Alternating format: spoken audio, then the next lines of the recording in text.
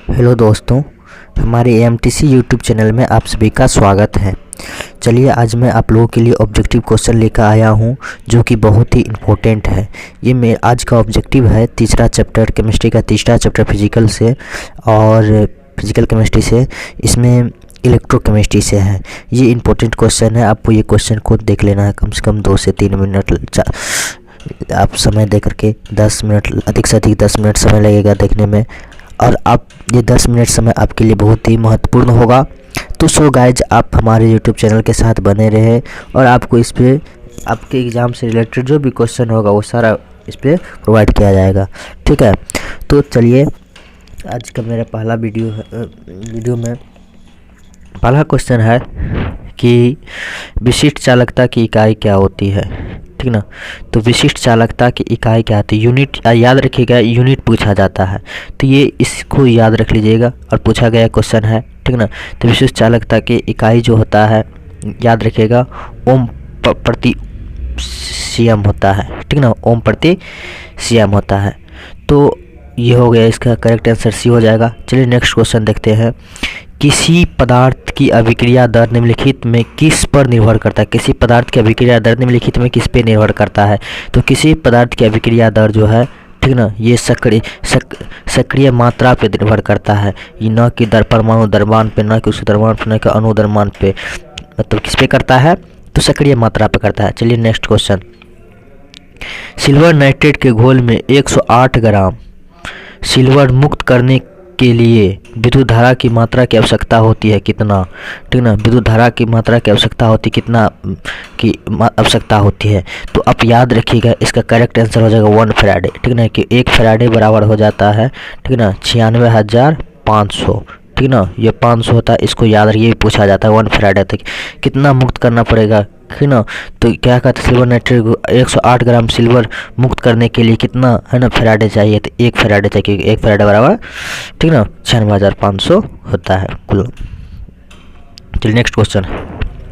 विद्युत अपघटन की क्रिया में कैथोड पर होता है, कैथोड पर क्या होता है, ऑक्सीकरण होता है, अपघटन होता है, विघटन होता है, जल अपघटन होता है।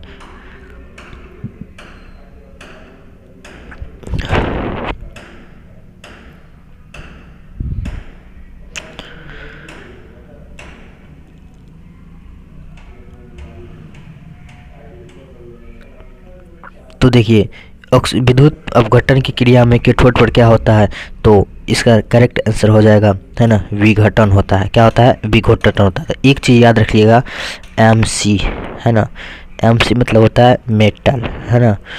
MC मेटल किस पे जमा होगा, कैथोड पे, है ना। MC मतलब मेटल किस पे जमा होगा, कैथोड पे होगा। याद रखिएगा, किस पे मुक्त होता है ना, मुक्त होता है, याद रखिए किस पे, कैथोड पे। और धातु जो मेटल हो गया, अधातु जो होगा किस पे होगा, तो एनोड पे होगा। चलिए नेक्स्ट क्वेश्चन। निम्नलिखित कौन सा सेल हाइड्रोजन एवं ऑक्सीजन के रासायनिक ऊर्जा को विद्युत ऊर्जा में बदलता है। निम्नलिखित में से कौन सा सेल हाइड्रोजन एवं ऑक्सीजन के रासायनिक ऊर्जा को विद्युत ऊर्जा में बदलता है। चलिए इसका करेक्ट आंसर आपको हो जाएगा ईंधन सेल। ईंधन सेल क्या करता है, हाइड्रोजन एवं ऑक्सीजन के रासायनिक ऊर्जा को विद्युत ऊर्जा में बदल देता है। नेक्स्ट क्वेश्चन है मेरा, निम्नलिखित में कौन सा सर्वाधिक ऑक्सीकरण अवस्था प्रदर्शित करता है। सबसे अधिक ऑक्सीकरण अवस्था प्रदर्शित कौन करता है, सबसे अधिक ऑक्सीकरण अवस्था जो है डी, ऑप्शन हो जाएगा डी, मैंगनीज करता है। क्योंकि देखिए मैंगनीज क्या होता है, ऑक्सीकरण अवस्था होता है, मैंगनीज का होता है, ठीक ना, +7 होता है ना। ये सब याद रखिएगा। ये कौन है, डी ग्रुप के प्रथम श्रेणी का तत्व है। तो प्रथम श्रेणी के तत्व में सबसे अधिक मैंगनीज क्या करता है, ऑक्सीकरण अवस्था प्रदर्शित करता है, याद रख लीजिएगा, ठीक ना। चलिए जिंक का 2 होता है, फेरस का भी 2 होता है। चलिए नेक्स्ट क्वेश्चन।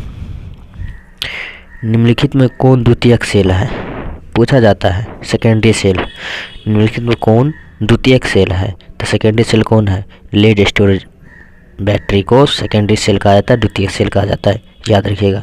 नेक्स्ट क्वेश्चन है मेरा, किस धातु की आयनन ऊर्जा सबसे कम है। किस धातु की आयनन ऊर्जा सबसे कम है, तो याद रखिएगा सीजियम का जो होता है आयनन ऊर्जा सबसे कम होता है। निम्न में कौन लेंथेनाइड अनुचुंबकीय है, कौन लेंथेनाइड अनुचुंबकीय है। निम्नलिखित में कौन लेंथेनाइड अनुचुंबकीय है।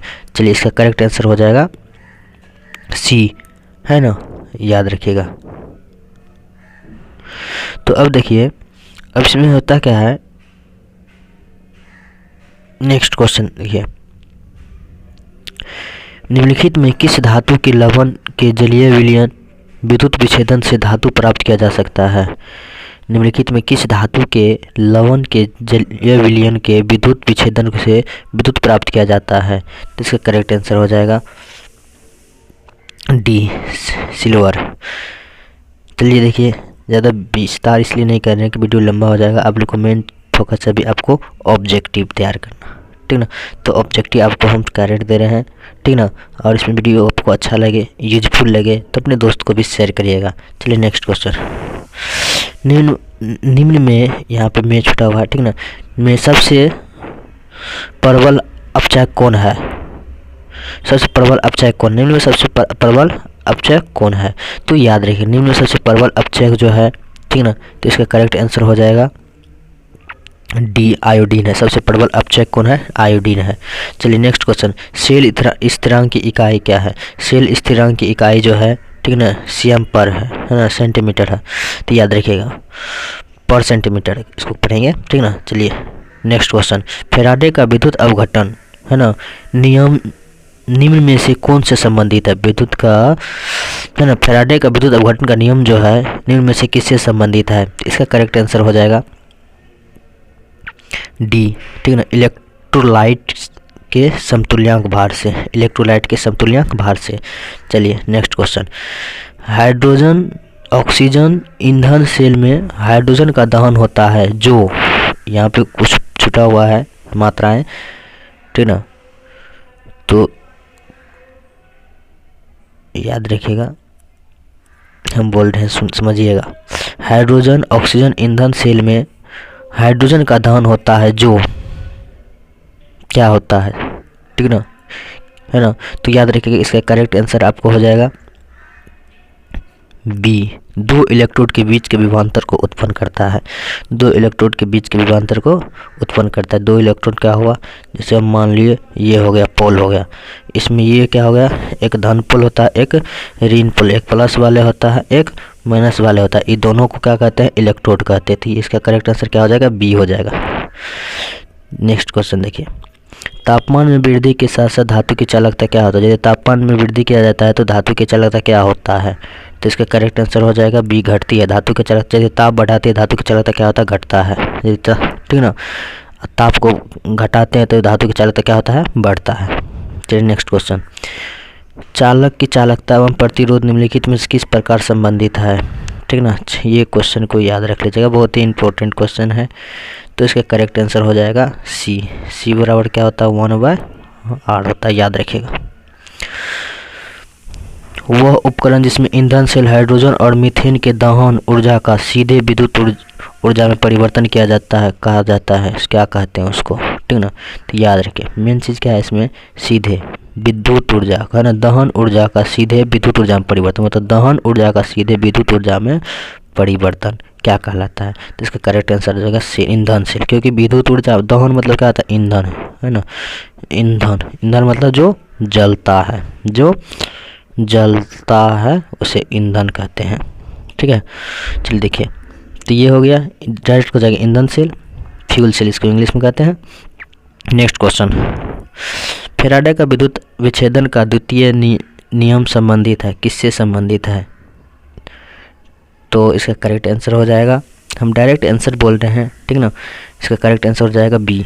ठीक ना, विद्युत के समतुल्यांक भार से, विद्युत के समतुल्यांक भार से, मतलब ये हुआ कि, ठीक ना, कि इसका ये जो है फैराडे के विद्युत विच्छेदन से द्वितीय नियम से संबंधित क्या है? विद्युत के समतुल्यांक भार से संबंधित होता है। चलिए नेक्स्ट क्वेश्चन, निम्नलिखित के एक आयनिक यौगिक है, निम्नलिखित में एक आयनिक यौगिक है, तो इसमें से कौन आयनिक यौगिक है? तो इसका आयनिक यौगिक हो जाएगा, ठीक ना, हाइड्रोजन क्लोराइड, क्योंकि ये HCl होता है, HCl ये क्या होता है ना, ये आयनिक यौगिक है, याद रखिएगा। ठीक, चलिए अब इसका नेक्स्ट क्वेश्चन है,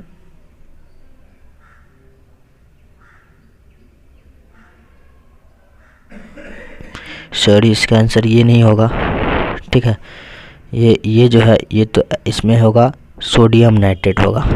ठीक ना, सोडियम नाइट्रेट होगा। तो ये मेरा क्या होगा, सही आंसर होगा। ये HCl नहीं है। ठीक है, चलिए नेक्स्ट क्वेश्चन। सोडियम क्लोराइड के जलीय घोल का विद्युत विच्छेदन करने पर धनोड एवं ऋणोद प्राप्त होता है। धनोड एवं ऋणोद पर प्राप्त क्या होता है? धनोड मतलब क्या था, धनायन, ऋणोद मतलब क्या था, ऋणायन, मतलब एनोड और कैथोड पे। तो इसका करेक्ट आंसर हो जाएगा, ठीक ना, बी। ठीक, चलिए ये हो गया मेरा लास्ट क्वेश्चन। चलिए आप लोगों को वीडियो समझ में आया होगा तो सो प्लीज़ लाइक करिएगा, अपने दोस्तों के पास शेयर करिएगा और सब्सक्राइब भी करिएगा। ये इतना क्वेश्चन BC क्वेश्चन छांटे हैं, बहुत ही इम्पोर्टेंट क्वेश्चन है आप लोगों के लिए, ठीक ना। तो इसका करेक्ट आंसर आप लोग फिर से देख लीजिए। निम्नलिखित से एक आयनिक यौगिक कौन है? तो सोडियम नाइट्रेट होता है, ठीक ना। ये जो है आप लोगों को इसका करेक्ट आंसर डी हो जाएगा, ठीक ना, ये नहीं होगा। तो सो गाइज आप लोगों को कैसा लगा वीडियो बताइएगा और लाइक करिएगा, शेयर करिएगा, सब्सक्राइब करिएगा। Thank you so much.